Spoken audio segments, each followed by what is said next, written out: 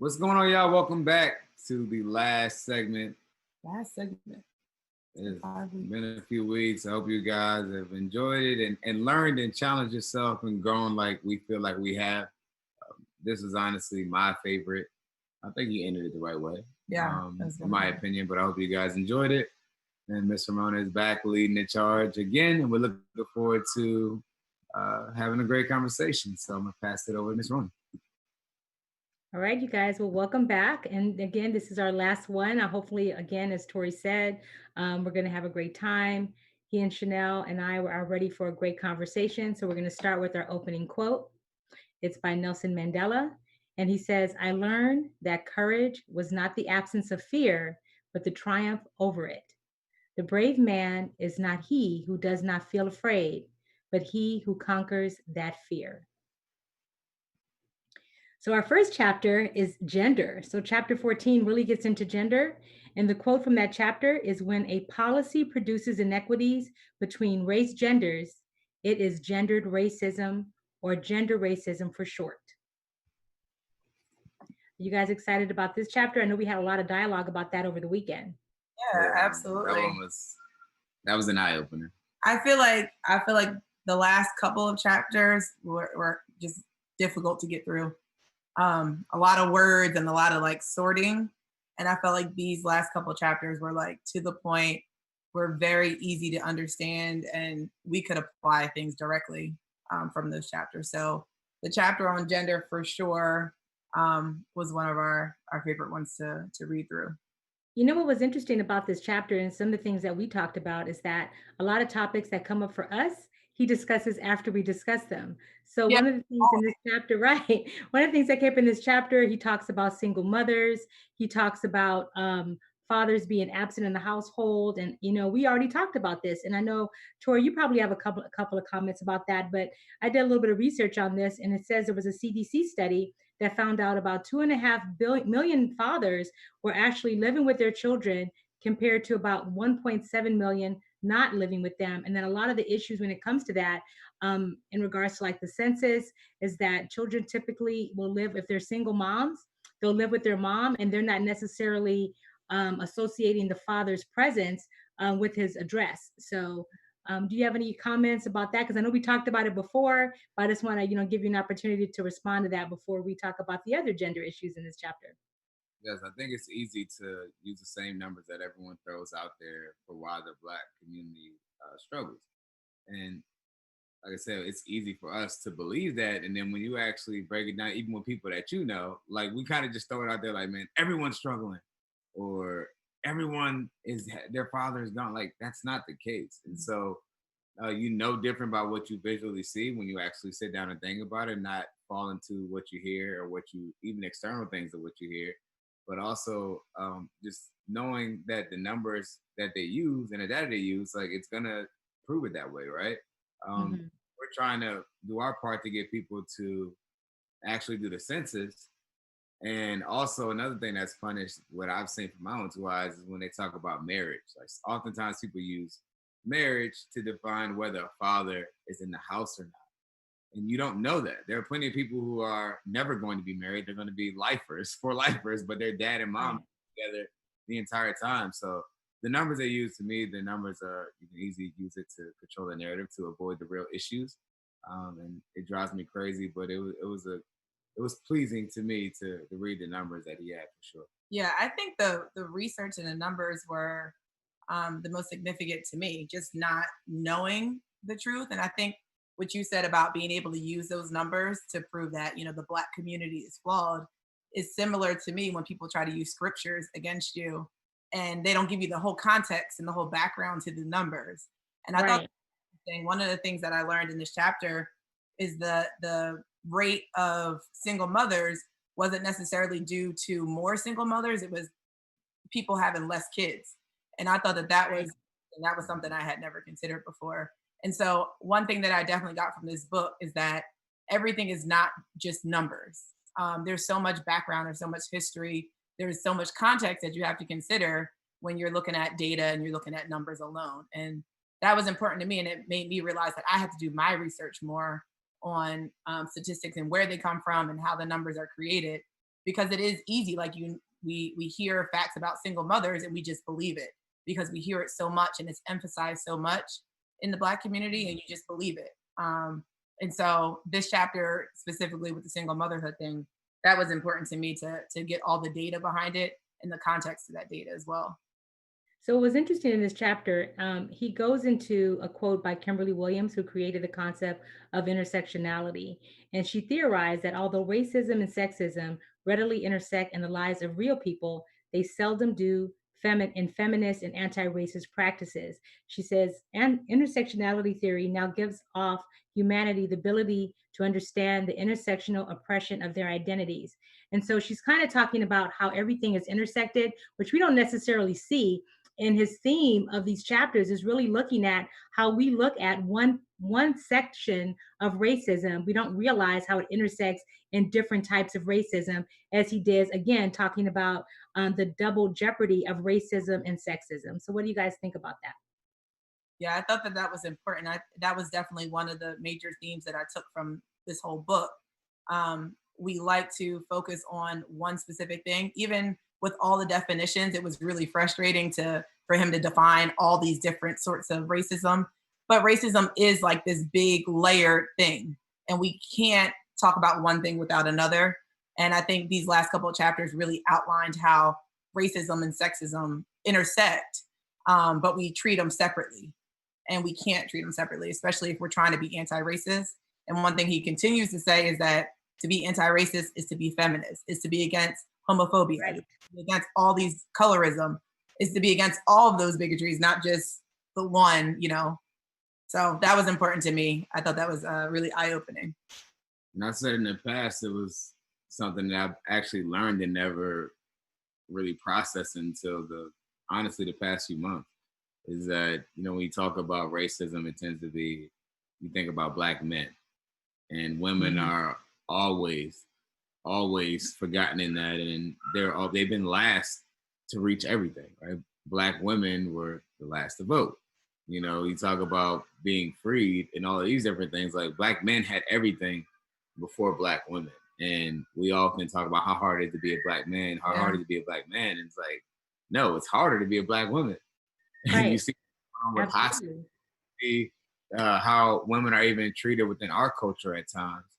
It's harder to be a Black woman. So to see that him really bring that to the forefront and challenge other ideas, because like how it's important to be all in on everything. It's not just about just Black people in general. So it's every single Black person, every single Black life, and he literally said it that way.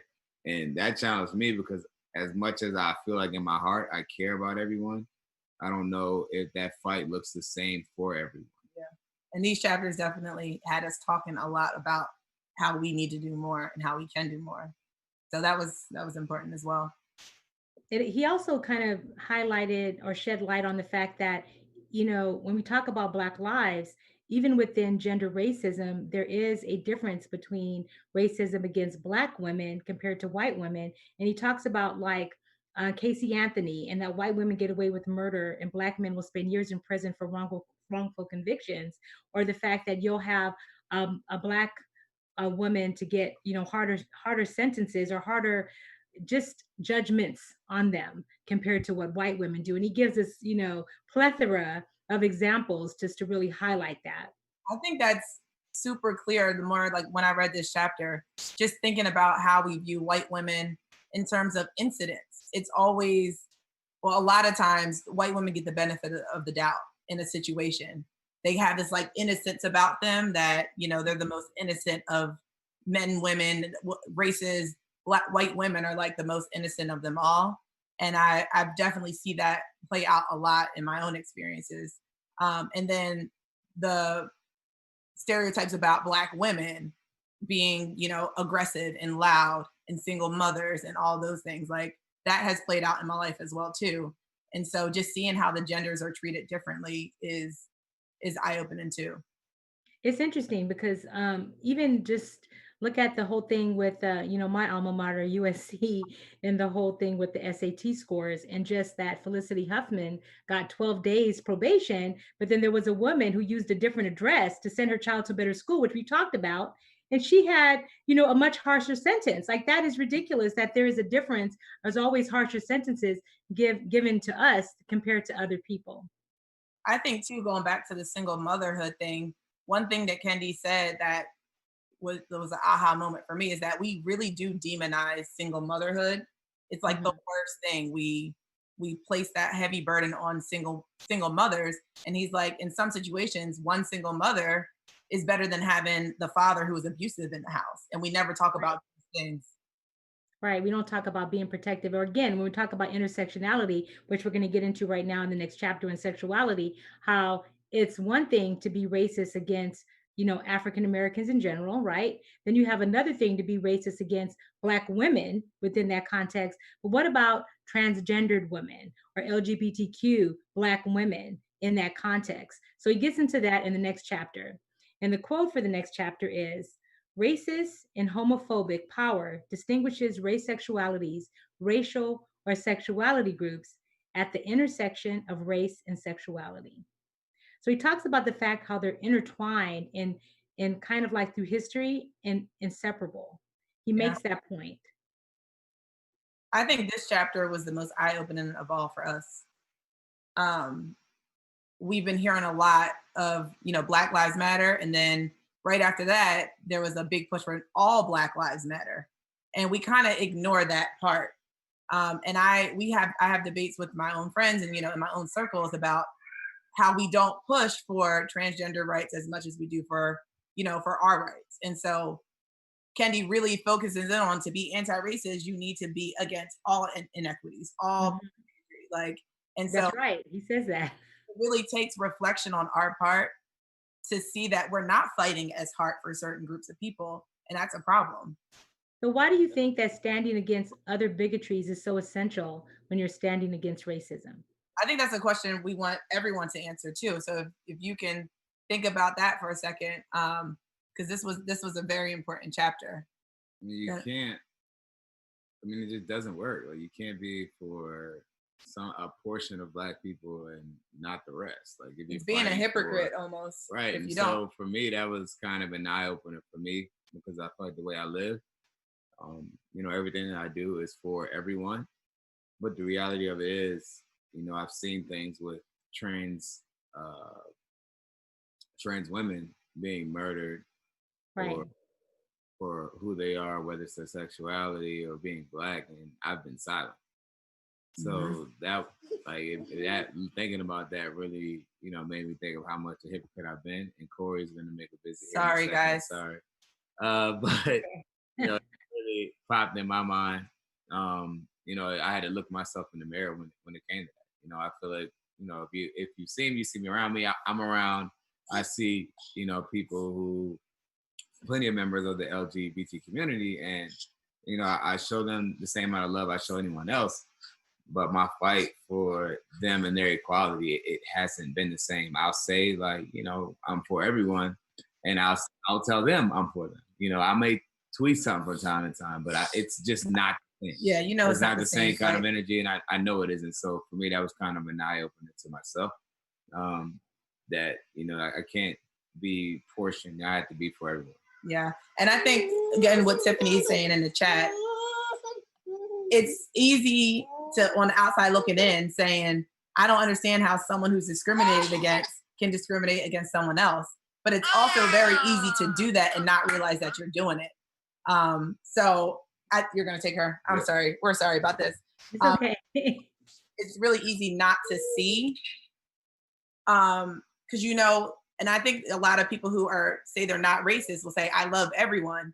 And same thing with us, will say, we love everyone. We care about everyone's rights. But are you actively, back to that anti-racist definition, are you actively fighting for equity For amongst? all rights, exactly. And I think that even Paula made a comment, like, think about when you're talking about intersectionality, how hard is it for somebody who's, having compounded issues like I'm a victim, I'm a trans woman, I go in to say that I was raped, but then it's like, am I going to get the same kind of treatment as a white woman who says that they're going and raped, or a Black woman who says they're going and raped? And we talk about this intersectionality, about how we have these racist ideas about people who are marginalized in our community and how that's compounded more so by race. I think that was super important because we talk about hypersexuality and how Right. people in general are seen as more sexual than white people. And then you have trans people are more sexual than heterosexual people. And so Mhm. we place these stereotypes on people to justify why things are the way they are when that's not the case. And so I thought it was important to look at the I didn't realize the disparities between white transgender or white queer people and black. I didn't even know, I didn't ever think to look into that or to research that as something important, and it is super important. Mhm. So this chapter alone let me know that I have so much learning to do, so much research to do, things that I never thought to ask the questions about. I need to start asking those questions. So, Yeah, Brandon says, I think it comes down to his line about power. You're absolutely right. This whole book really comes down to power and how we're focusing on the wrong things, right? We're looking at the people and not the whole situation and the power dynamic and the power structure that's created in society to keep these inequities in place. yep. All right. And I So think we talked about this a little bit. We talked about, he says, queer racism produces a situation where 32% of children being raised by Black male same sex couples live in poverty, compared to 14% of children being raised by white same sex couples. And he goes on to give a lot of statistics talking about this. But I know one of the issues, like I work for child welfare, and there's this kind of overarching thing that gay couples should not be allowed to adopt. So what do you guys think about that? Because, and think about gay Black couples, because what I noticed, like even working in child welfare, that people who aren't Black gay couples are probably more acceptable to adopt children than even Black gay couples or Black lesbian couples per se. yeah, definitely. I think it's interesting how we look at, especially in the black community, how we look at lesbian couples different than the than Yeah. gay couples. Yeah, gay men. It's so even there's hierarchies within hierarchies within hierarchies. Right, right. We think that it's it's the worst of the worst of the worst to be a gay Black man, and so and where those To be a ideas come. gay flamboyant Black man, right? Oh, that's If you're on the down low, right, then it's okay because we don't want to see your gayness. We don't want to see you being a butch lesbian. We don't want to see it because it makes us uncomfortable. So why is that okay? Particularly when you add race into it, again, it compounds it when you talk about intersectionality. it's definitely true because I definitely know people who don't say anything about gay white people, but we will like call out and shame gay Black men all the time. And that's been consistent. And again, me wanting to research this is like, where did that come from? Where the gay Black man is like the worst of the worst of the worst to people. Where did that stem from? Well, I think when it comes to adopting families, like, or, what gay men adopting families or gay women adopting a child, like, from my experience in the gay men and women that I know, I mean, they're loving their child. Yeah. I don't Absolutely. want in their mind because some people may view, sorry, that's mine. Because some people may view someone's sexuality as an issue to them. They think they're going to project that on the child, which to me, and my experience with gay family members who I have, or gay friends of the family who have kids, whether it's before, I don't think anyone really adopted. So they're blended families. They're teaching them just to love everyone and to be truly who they are. So it's the difference. And in that Black community, they're often like, we adopted the lowest rates. So if someone is willing to bring in a child and willing to give that child love, why does it matter what they believe? You Yeah. know, Right. There's a shortage of families, particularly Black families, because as I said before, I'm working in disproportionality and trying to find permanency for our Black children. And then you sit there and you want to, be bigotry or bigoted towards couples that are willing to take children and to love them the same. There's no difference in how you love a child. Yeah. So we put our own feelings of being uncomfortable onto the families that are willing to to take our children that are really the ones that need love the most. Yeah, and Julie just said it in the comments. Back to the comment of having a single mom who loves you is better than an abusive two-parent household that's going to have lasting effects on you. Same thing here. Um, Having a parents who love you, who can take care of you, is the most important part.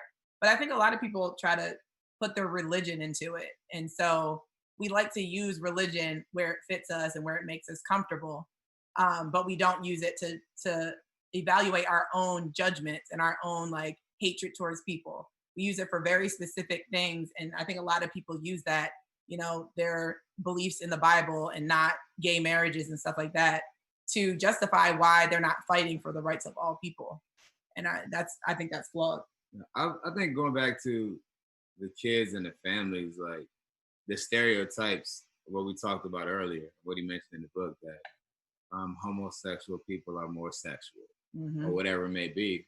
What about the uncle that we know that molested all of the molested kids in their family? The granddad who was molesting his kids, his grandparents. Why aren't we saying that they're unfit and therefore straight men shouldn't be fit to, or straight couples shouldn't be fit to raise their child?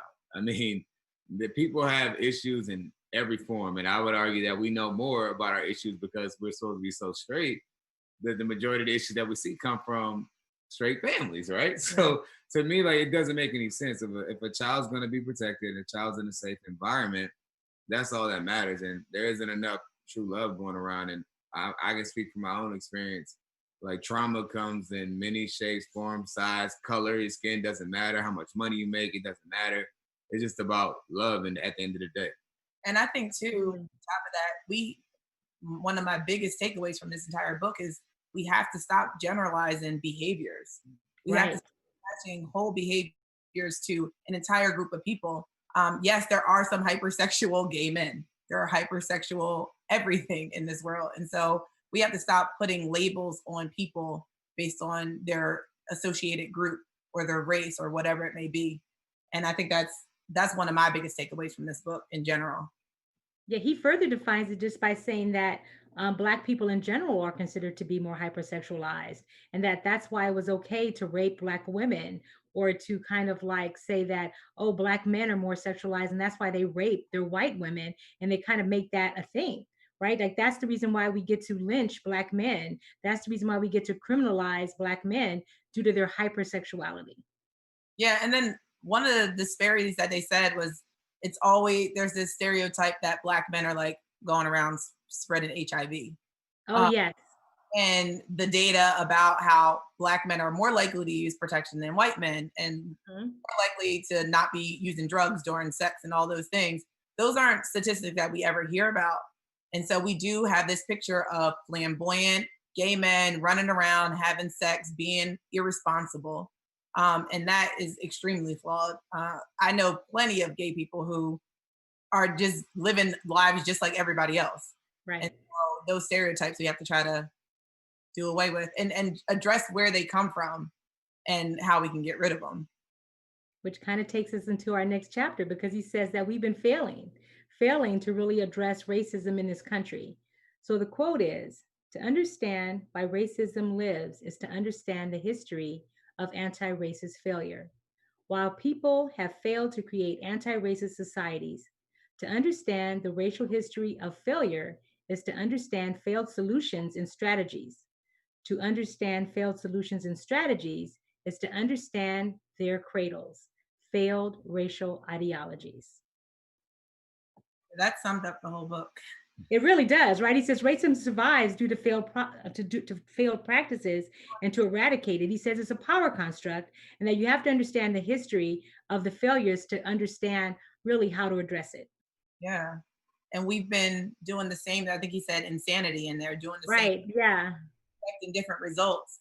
And so the fact that no one, well, not no one, because obviously people are addressing it now, addressing that how we've looked at race and racism and poverty and oppression and all of these things, how we've looked at it over the past however many years is clearly not working. And so it has to be addressed. And I never thought about it as looking at the failures in order to create the new solutions. Because even when we were talking about it, one thing that he emphasized in this chapter is that behavioral programs like mentoring and Right. education, we all see that as like we see that as one of the answers. Like we have to get our people educated, we have to provide them with good mentors, we have to do this, we have to do that. People have been doing that for years. Right. And It's a program. It's a program. We're going to throw programs at everybody, right? it's healing, it's like a band-aid. And so we're not really addressing the root cause. And so nothing will ever change if we're not addressing the root cause. Right. He says we heal symptoms instead of changing policy. Right. And he says that these repetitive failures exact a toll. Racial history does not repeat harmlessly. Instead, its devastation multiplies when generation after generation repeats the same failed strategies and solutions rather than burying them in caskets of past generations. I thought that was so true because we need to like bury everything that we're doing that's wrong, that definition of insanity, and do something different. Tori, what do you think about all of this? Yeah, I always think, especially what Chanel's talking about, because that's deep for us, in terms of what we're trying to do in the community. But like, I just feel like everything's a tool. Like you said, a band-aid is the best way to put it. Like, even if you change the policies, there's still gonna need to be support. Why? Because there's still a gap. And to me, I feel like education is power in anything. We're reading a book from a man. Mm. If he wasn't educated, we wouldn't even know who he was right now and what he's been able to do and really kind of challenge our minds and his growth process. We're talking about an educated man who's just as flawed as all of us. He was racist, right? I think we all fall in line with some of the stereotypes and other things that he's talked about. I heard him say a few things in the book, especially the past few chapters. I'm like, dang, it sounds like me a little bit. It's like, man, you think about things that you have to work on, things you have to challenge. So I think it's all a part of. I think everything has its place. The same way I feel like we all have our role and make sure that we are acknowledging true change, but also supporting things that we can see right now. Yeah, and I think with that, because we have mentoring programs, we have all these things, and one of the things he says is that these programs help individual peoples, like people. It may help individual families, but it's not going to help our entire race. And so, while we're going to continue to do those programs, because as policy takes a long time to change, we have to give these band-aids. We have to put a band-aid on it while we're trying to heal the whole wound. And so for us, looking at it that way was important. But also, someone said in here, just like taking down the statues and the protests and all those, changing names of teams and all those things, those are all band-aids. It sounds great, and it makes people feel like they're really doing something. Like, I'm really making. But what's interesting, even Eileen talked about taking down the statues, we need to change the policies, but we also have to realize it's hard to change the policies when you have symbolism of what represents the racist ideas that was founded in this country over 400 years ago, right? So I think the issue with the statues, yeah, it is just kind of like some people think a Band-Aid approach, but if you are one of the oppressed, marginalized,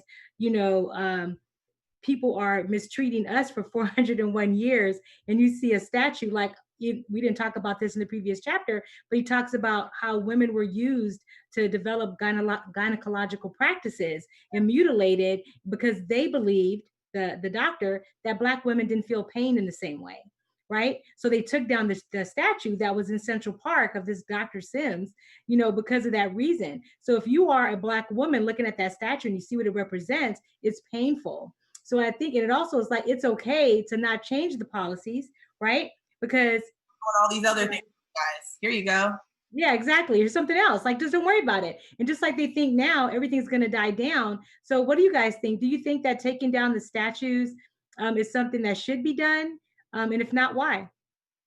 I think we need both. I think, again, with how we talk about the mentoring programs, we do need band-aids while we heal.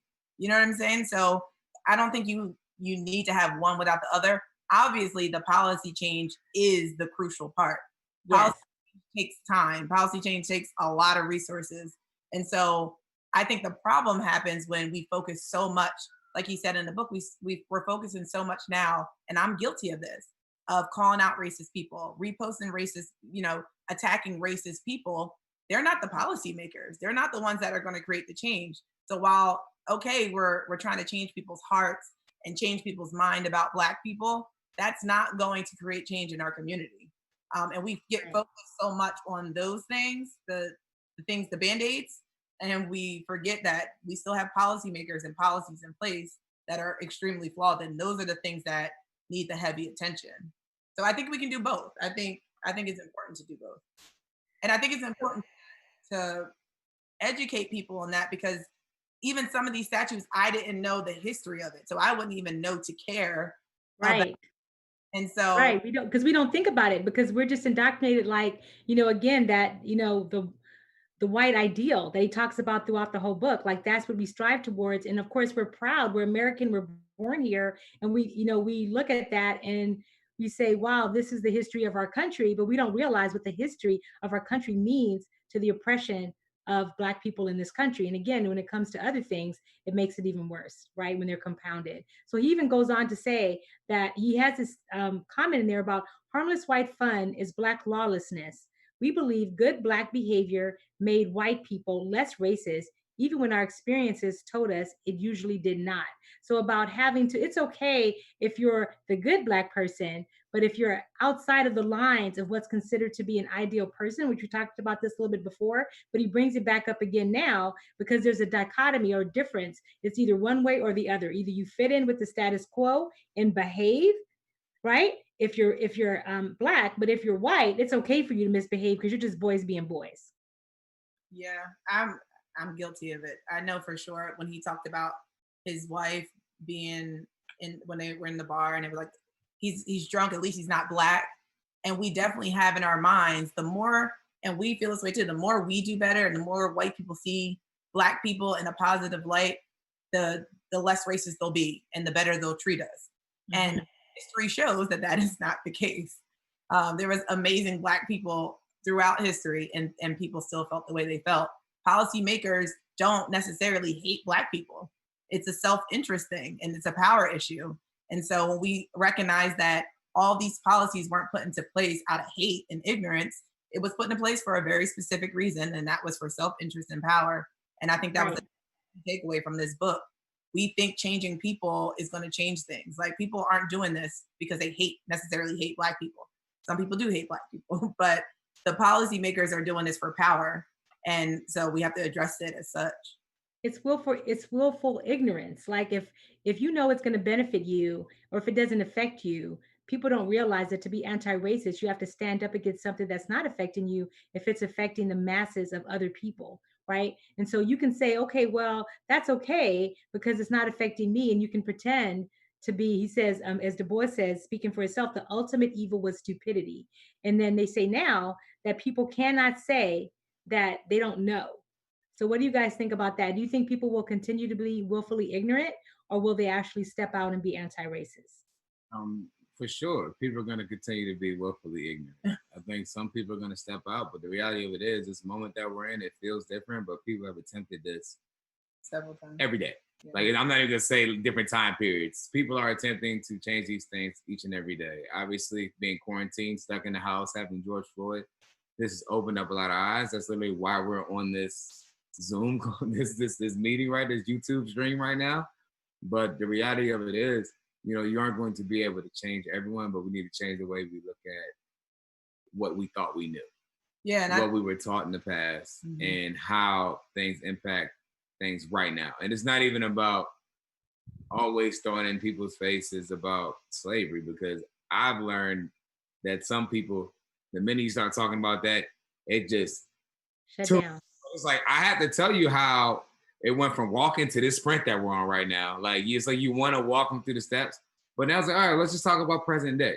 And I think for some people, it's still even hard to acknowledge that, because we live in an era where people believe that simply working hard or doing the right thing is the reason why, like, people like that, like, if you just worked hard and if you just stay out of trouble, that success and all the things that we're talking about, the financial gap, the way you're treated by people, it wouldn't be negative. But we know that's not true, because we see it each and every day.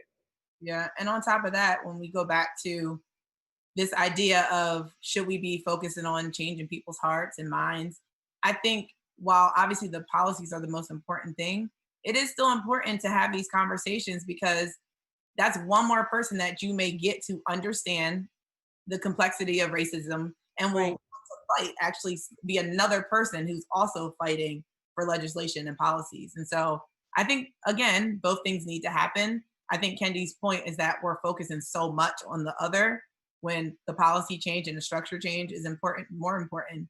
But I think it's important to do both. But who's educating? I'm going to ask you this, Mr. Rona. Who's educating people on policy? Because That's my biggest thing. I have some friends that I argue with every day. They're like, there's no policy that's holding Black people back. You're free. The Jim Crow era it doesn't exist anymore. That's not true, right? We know that there are policies that are holding people back. That's why people are trying to fight to defund the police, right? Because the way that the institutions and systems are set up, we wouldn't have a disproportionate number of African American people, being arrested or getting harsher sentences or being killed in the United States. I think I saw a statistic that 1 in 23, if you're born a white male, you have a 1 in 23 chance of getting killed or arrested or going to prison, right? But if you're a Black male, it's 1 in 4.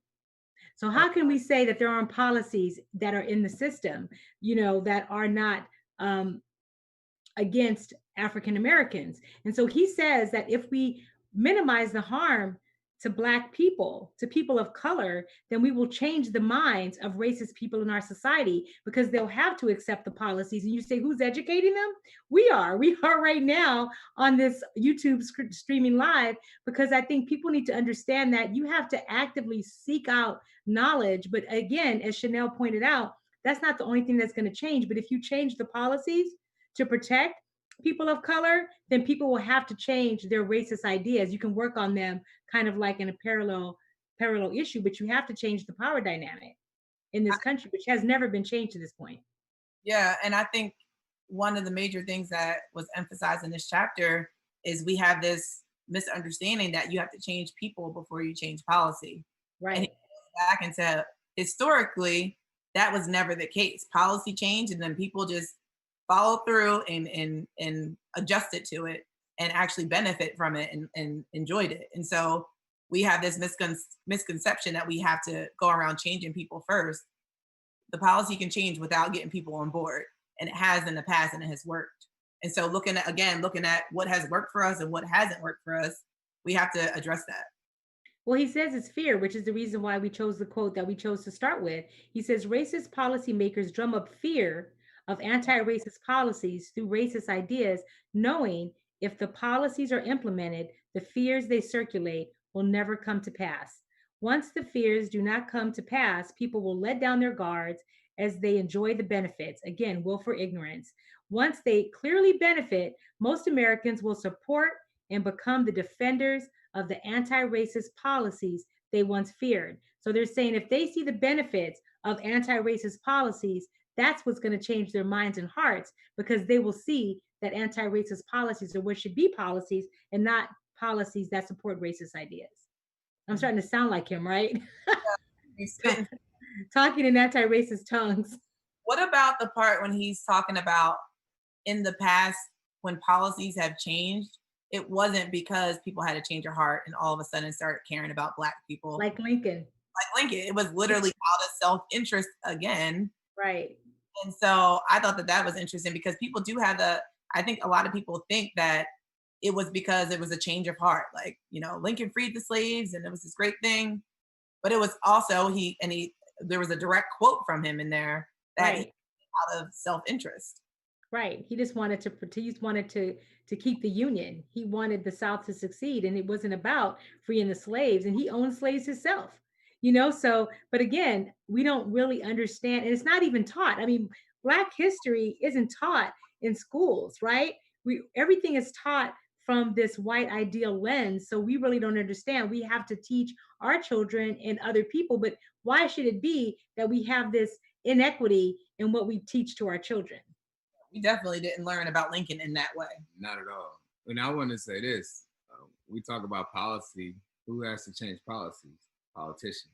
What are politicians about 99% of the time? Their own self-interest. Of course. So even the change that we're seeing now, people are going to do things because now there's pressure, right? There's a reason why you had to lobby and protest to get heard by a politician. Why? Because it's about them and keeping their seat. And so I think it's something as simple that has been a positive change. Let's use. I saw someone mention Obamacare. We saw how that went.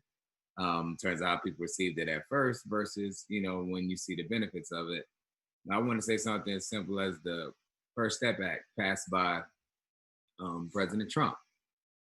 Well, that was a great step for some people to help what the country has done to end the criminal justice system, to punish Black people. The reality of it was he didn't do it because he cared about the issue. Right. He did it because it would help his his father-in-law or son-in-law.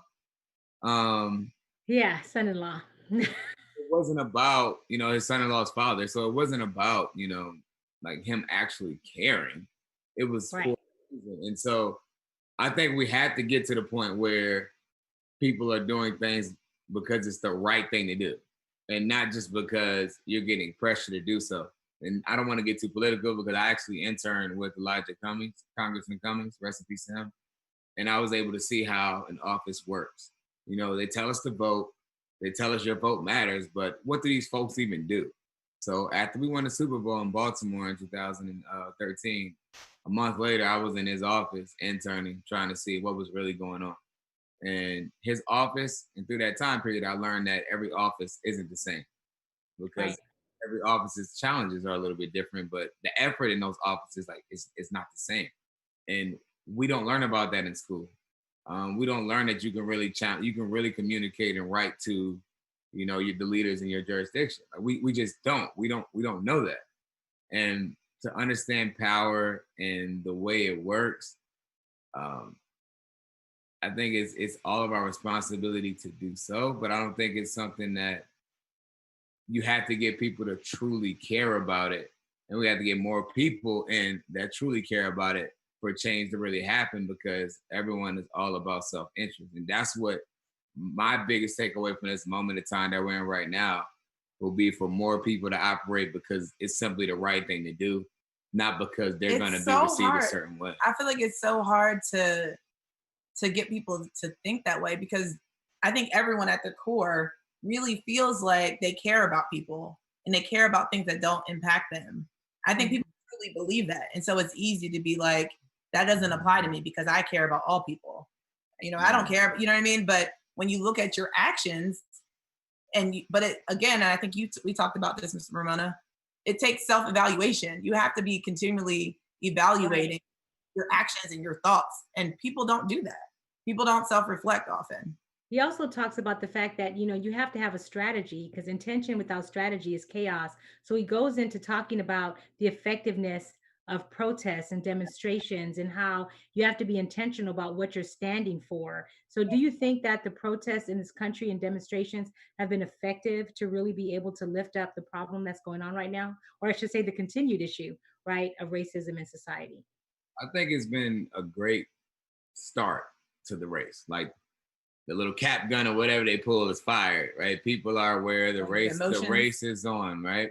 And I'm saying that because now, and again, some of this change is literally happening because people are afraid of cancel culture. But I think some people are genuinely looking in, especially in corporate America, are genuinely looking into how their company operates and who are they around. I've talked to two companies recently that, I don't want to say what industry they're in, but they're in an industry that is, let me say, is not diverse at all. And it's something that hasn't been a conversation for them. And they've been around for 50 plus years. They're national companies, but it's never been a conversation for them until now. So I think they have, $1 billion companies that are operating and thinking about this differently, when they even have people that work for them already. But this hasn't been a conversation or something that they talked about. So, but to piggyback on that, that's back to the idea that we don't really need these companies to have a change of heart. They're changing their policies, whether they like it or not. And so we don't, like you said, some of these companies are doing it because they have no choice. If they don't say something, if they don't make a change, then it's going to impact them. So again, they're doing it out of self-interest because they don't want to be canceled. They don't want to be boycotted. They don't want people to stop, shopping with them. And so they're doing it out of self-interest, but it's changing. And I guess that's more important than them having a change of heart specifically. But I think some people, like, honestly, as much as we're talking about it, like, these companies are individuals just like you and I. Yeah. They don't know what they don't know. The same history that we've been. Or do they know? But now they all know. They all know. So I'll say this as we move into our last two chapters. We're going to put the poll up to see how ready are you guys to be anti-racist as we move into success and then survival. So in the quote for success, he says, all forms of racism are overt if our anti-racist eyes are open to seeing racist policy and racial inequity. Success is the goal that we strive towards, but it is ever elusive. So, do you think racism is essential for America to function? Is it a system of harm? Is it a system that Americans can live without? I think it has been essential, but does it have to be? I don't think it has to be. In every society, there tends to be a class that is considered lower or considered inferior in probably every nation since biblical times, right? I mean, that's the way it's worked. But I feel like America was built on this foundation of slavery. I think it said in the book, it's mentioned that it's only 600 years old, the concept of race. Right. Isn't that crazy? Yeah. But we're down on the arena, as Brene Brown says, right? We're down on the arena, and we really have to figure out how are we going to be resilient? How are we going to raise up from this vulnerability to be able to really fight racism effectively?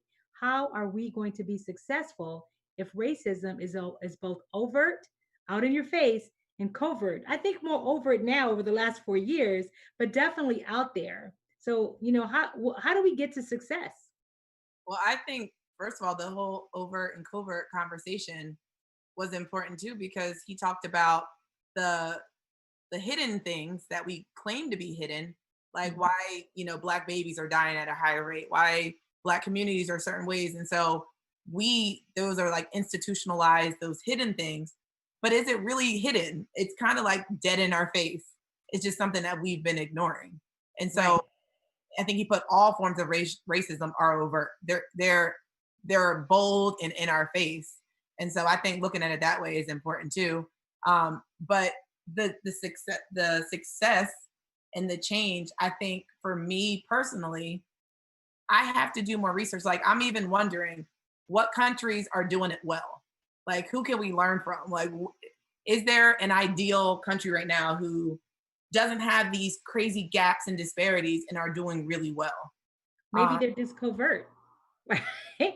Maybe you're right. I thought about it because it's like you can say, "Oh, this country's doing so well," or this country, like for instance, England, who are very supportive, in France, they'll say, "Oh, they're doing so much better than we are when it comes to racism and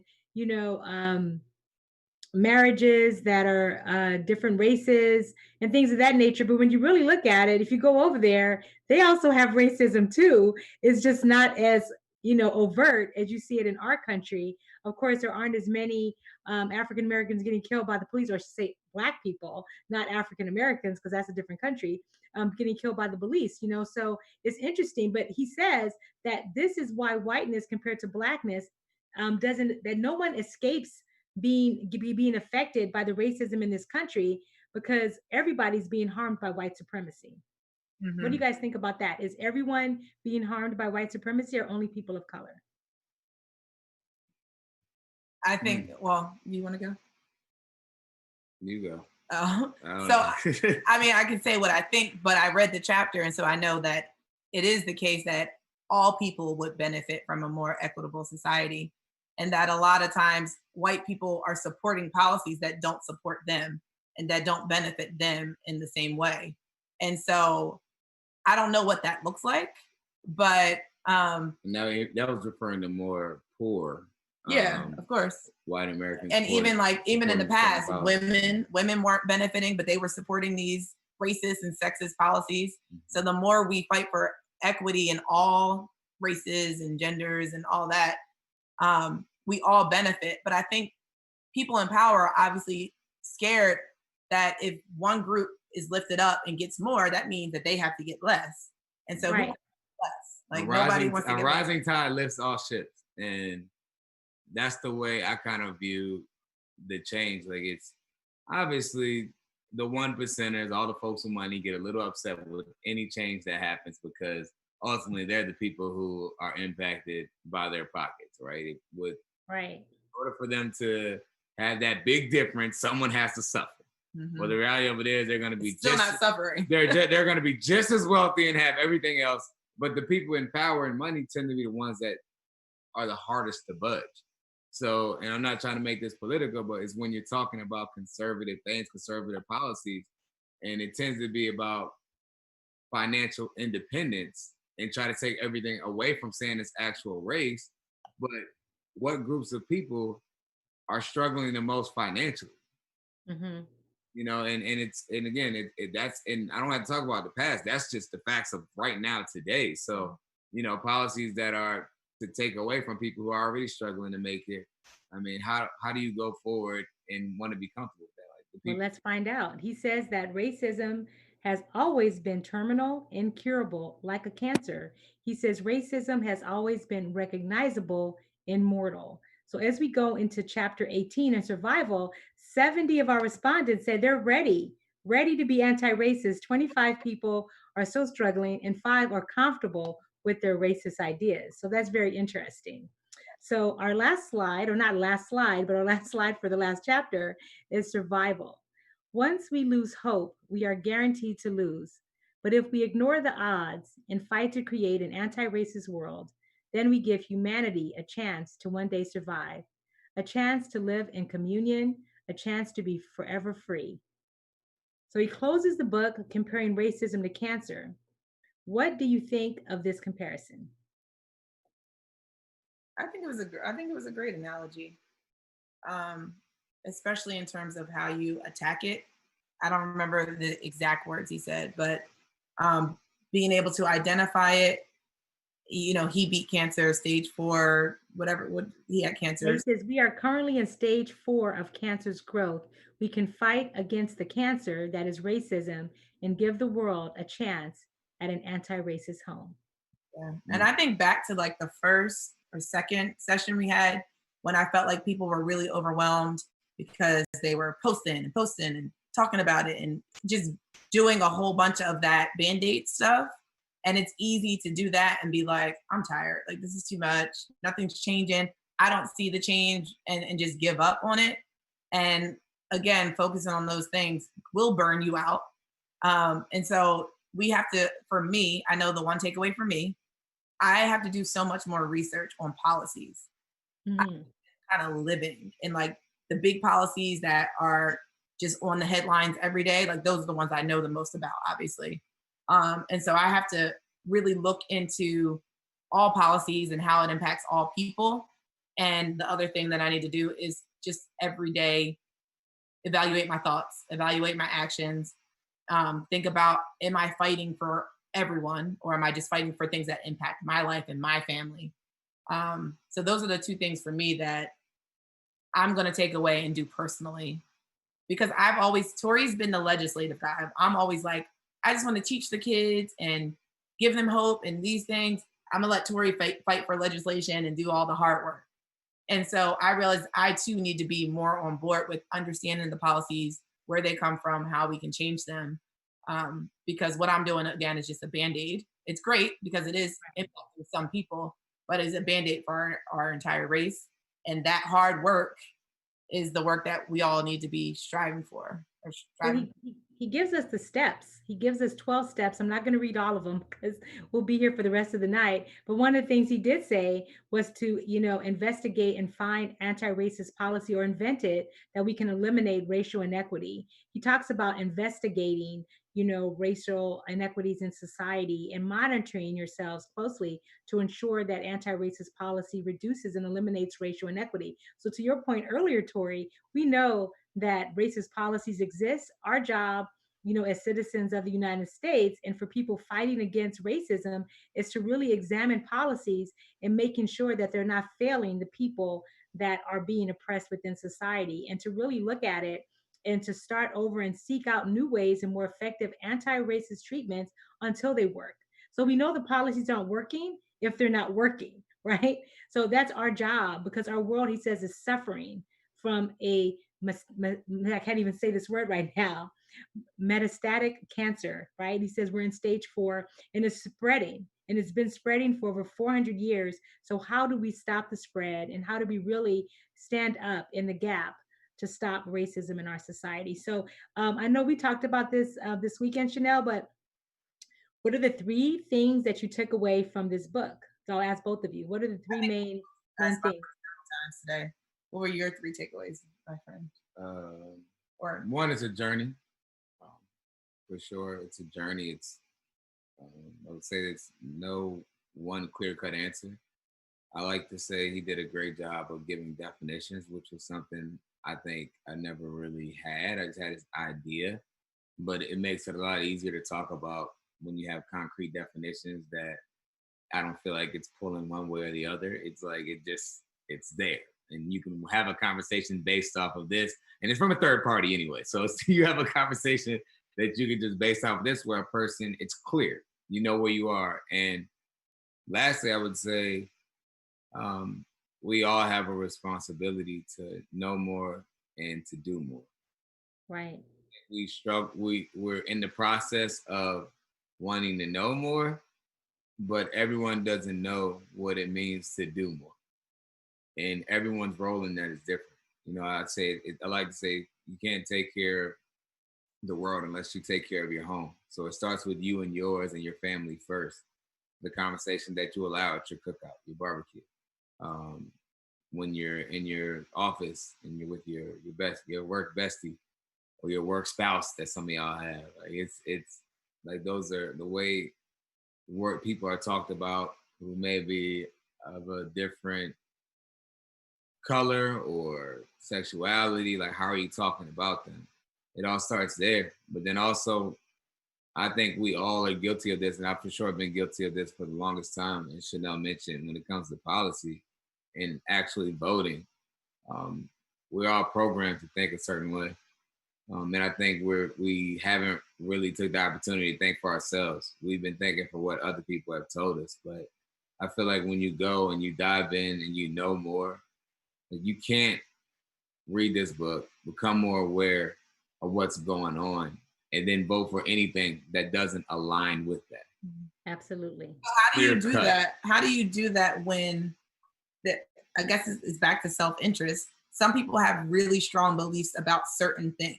Right. And so you feel like you have to vote for the person who is going to align the most with your beliefs and your values and stuff like that.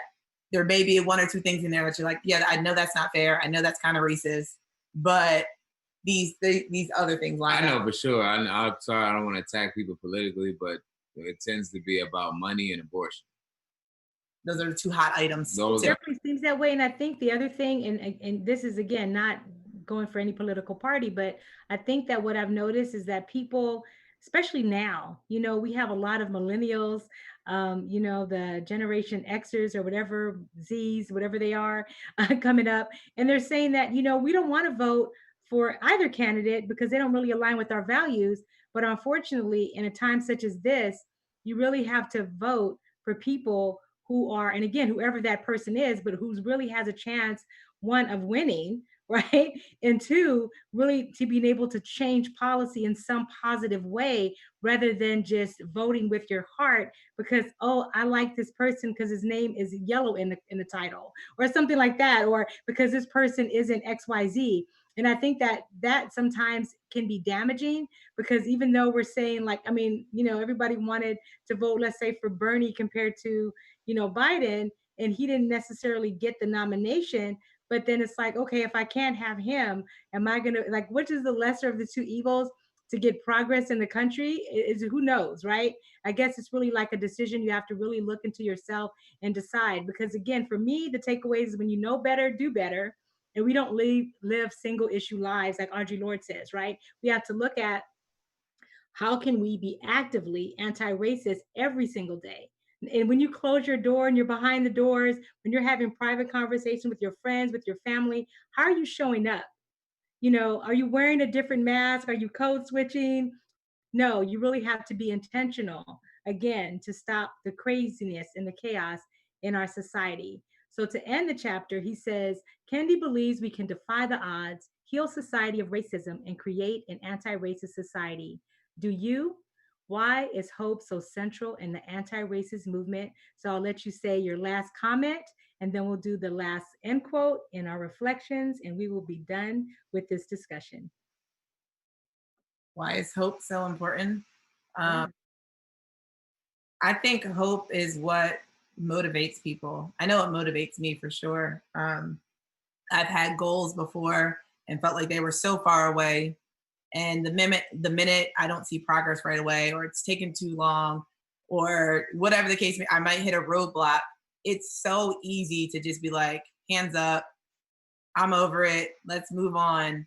Um, and if you don't see, I've taught some kids who never were poured into, never were motivated, didn't have people cheering them on and saying this is possible, and so they just didn't try. And I know from my little, however many days we were in school, I was able to give them hope, and I saw them blossom into these beautiful, like really motivated, hardworking kids. And so I know what hope does for me, and I know what not having hope does for people too. And so if we have to hang on to it, even though it gets ugly, it's not fun, it's overwhelming. We just have to hang on to that to continue to push forward.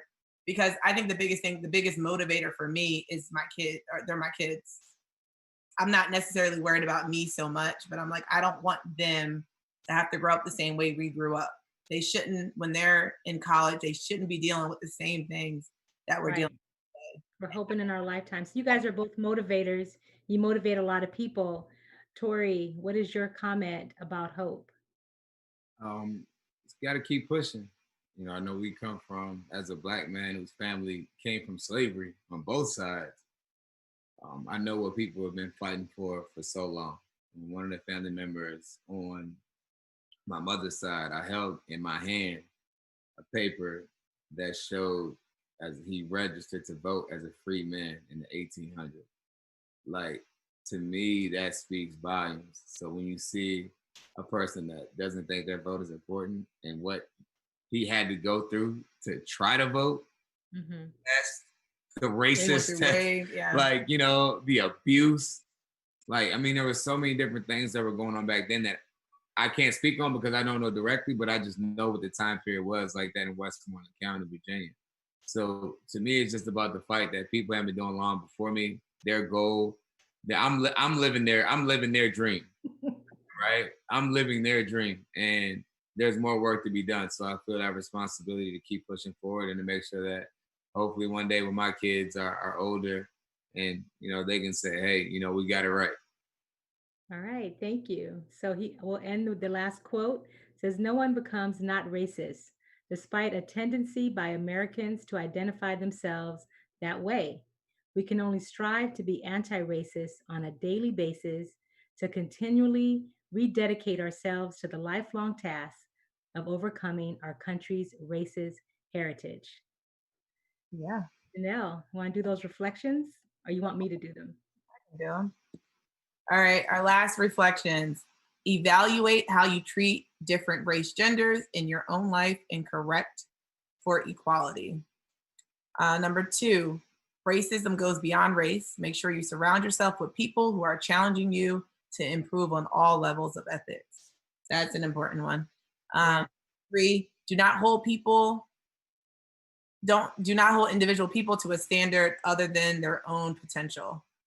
I thought that was important too because Kendi talked a lot about feeling the burden of uplifting the entire race through his actions. Right. Like he had to be perfect, or he's going to let us down, or going to make white people hate us even more. Or And realizing that if you oppress a certain, like you can't say if people don't have the same resources that you're going to hold them to the same standards as people who have more resources. yep. Self-examine ways in which you hold racist ideas and why. Those we should be continually doing that. Right. Um, Working to be anti-racist is ongoing and not a single demonstration issue. What are you willing to do in the service of anti-racism? Yeah, so that's that. And Kendi is actually having he's doing a speaking engagement virtually through Prince George's Library, and it's free. And so, can we put that link in here so everyone can sign up for that? I think I have it here. Can I? Can I? Abby's asking you to read another book with her, Chanel. You bet. What is your next book, Chanel and Tori? I don't know. What's our next book? Maybe we'll. The new Jim Crow stand from the So beginning. What you want to do? This book was our professor told us was light, and so we're looking into a couple more books because it's so funny because we have been just doing work with racism and just in our everyday lives. I can't say that I've done a lot of reading on it. And so I think it's important that we read this book, that we read another book with a different perspective. Because again, Kendi has one particular way of looking at this. Not everyone agrees with his ideas about racism. And so I think it's important to get another perspective because you can find where you fit in between the two. Yeah, I get a lot of calls about this book because I do a lot of research, obviously, on diversity and equity and inclusion. So I get a lot of calls about what I think about this book, and we have a relationship. I'll say that me and Kendi's book have a relationship now. So Talking about it too much. relationships, there's the ebbs and the flows, right? But you keep sticking with it because you're in a relationship now. So Heather said her takeaways are to keep being vocal to help others learn that I didn't know as much as I thought about being anti-racist. Keep working. Yep, it's a work in progress.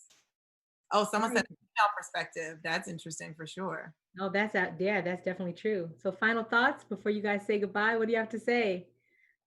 Thank you guys for sticking with us for 5 weeks.